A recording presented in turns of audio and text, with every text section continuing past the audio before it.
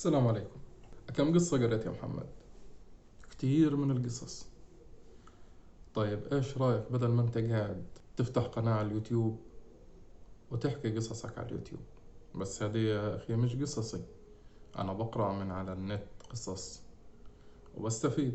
طيب يا محمد، نزل القصص هذه على اليوتيوب، اقرأ القصص هذه لليوتيوب، خلي الناس تسمعك، تسمع القصص اللي انت بتقرأها، واحتمال كبير تحبها.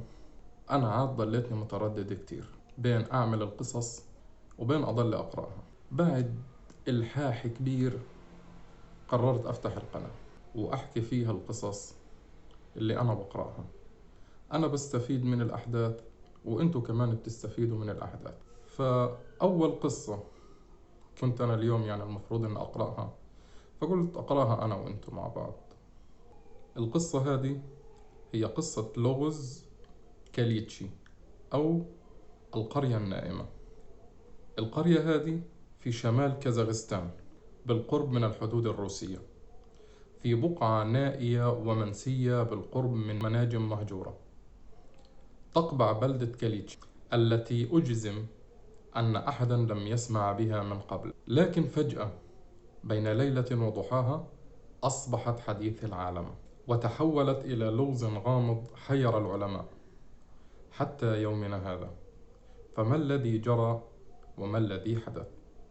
ما بعرف، ممكن أنه أكون عندي أنا الإلقاء مش كتير، لكن إن شاء الله رب العالمين مع الوقت بنستفيد وبننمي هيك مهارة إن شاء الله رب العالمين، وإن شاء الله الإشي يكون بيعجبكم. في بداية 2010 أصبح سكان البلدة ولسبب غامض ينامون بشكل جماعي، ونحن هنا لا نقصد النوم العادي، بل هو نوم مفاجئ أشبه بالغيبوبة وليس بالقصيرة، بل قد يمتد من يوم واحد إلى أسبوع، ويمكن أن يحدث في أي مكان. فقد ترى شخصا يمشي بشكل طبيعي في الشارع، ثم فجأة يسقط نائما، وعندما توقظه فإنه يكلمك ويرد على أسئلتك، وحالما تسكت يعود للنوم مجددا، وقد يقوم ويمشي لمسافات وهو نائم، وعندما يصحو بعد عدة أيام فإنه لا يتذكر أي شيء مما جرى له.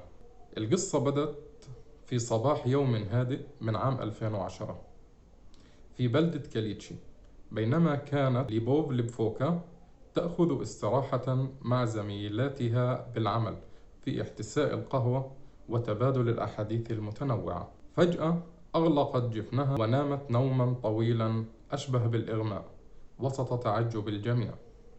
وفي نفس اليوم كان الشاب فيكتور زاتشانكوف ذاهبا إلى إحدى المدن الكبرى المجاورة لإنجاز بعض الأعمال الإدارية.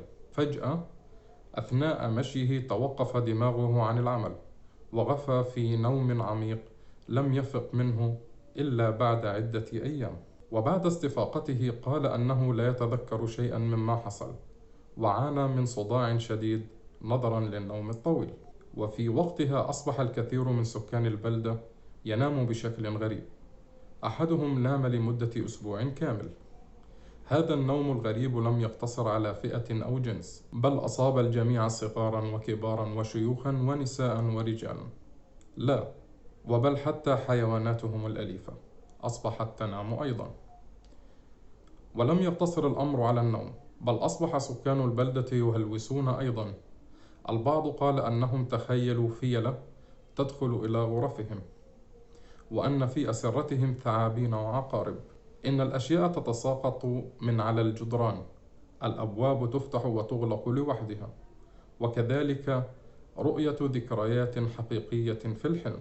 جدير بالذكر أن عدد سكان بلدة كاليتشي هو 680 شخصا، وقد أصيب أكثر من ربعهم، أي بمعنى 180 شخصا، بحالة النوم الغير طبيعي وتم توثيقها، ولم يعرف أحد السبب في ذلك لحتى الآن، خصوصا أن المدن والبلدات المجاورة سواء من الشمال الكازاخي والجنوب الروسي المجاور لم تسجلا أي حالة متشابهة. ومع الوقت تدهورت الحالة الاقتصادية للبلدة بعدما توقفت مصانعها وشركاتها عن العمل، لأن الموظفون والإداريون يغطون في سبات عميق. وأصبح الأهالي يخشون مغادرة بيوتهم وأسرتهم لئلا يناموا فجأة في الشارع.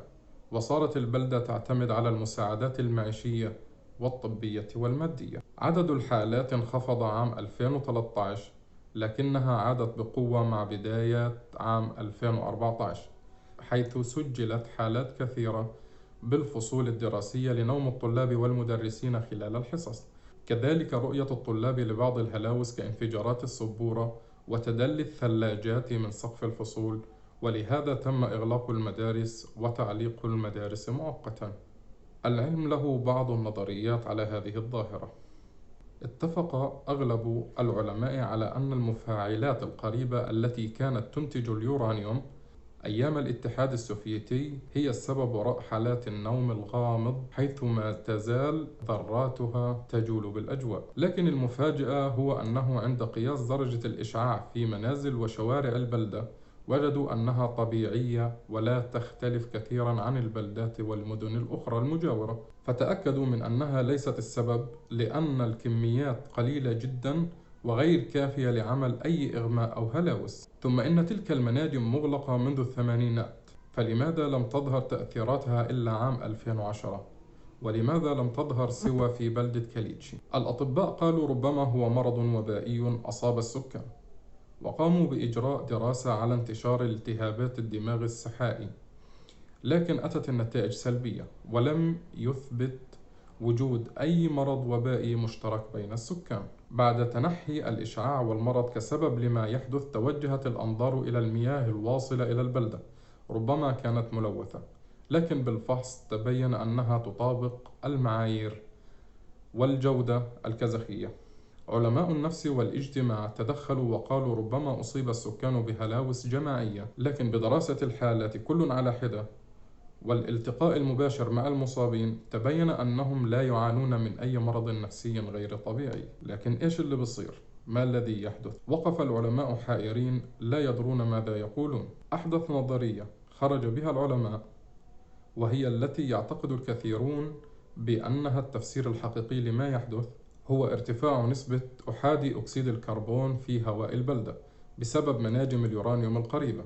هذا هو التفسير الرسمي الذي اعترفت به دولة كازاخستان، مع أن الكثيرين يشكون فيه، خصوصا وأن الحالات لم تصب جميع سكان البلدة، وكذلك لم تمتد إلى البلدات المجاورة. عموما جميع التفسيرات لم تقنع سكان كاليتشي أنفسهم.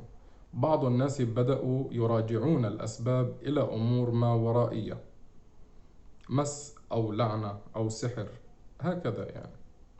وأخذ السكان يبيعون منازلهم وممتلكاتهم من شدة الرعب ويفرون إلى مدن أخرى، وبالنهاية تدخلت الدولة وقامت بنقل جميع السكان خوفا من تفاقم الإشعاعات وامتداد الرعب إلى بلدات ومدن أخرى. رغم التفسيرات المحتملة فإنها تبقى حقيقة واحدة، وهي أنه لا أحد يعرف إلى الآن ما الذي يجري في بلدة كاليتشي التي أصبحت تعرف باسم حفرة النوم. هيك خلصت قصتنا. يعني هي ما بحب أقرأ الروايات الطويلة اللي بتكون مثلا تاخد مني أسبوعين وثلاثة حتى أخلص رواية. بحب أقرأ القصص القصيرة، مثلا في اليوم بتلاقيني قرأت 3-4 قصص. بستفيد إنه مش ضروري إنه أنا أخد أشياء لحياتي، لكن هي بتفيد حياتي، أي بمعنى إنه أنا بفهم أشياء كتير عن العالم المحيط فيا.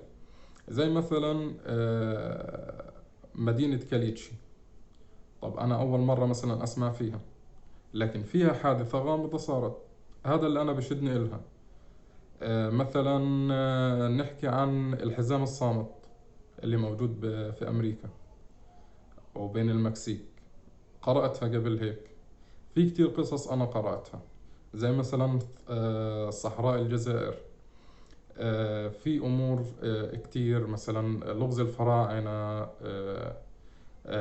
حوادث اختطاف، اختفاء، صحون طائرة وأطباق، عن الجن، عن العفاريت، عن القرين.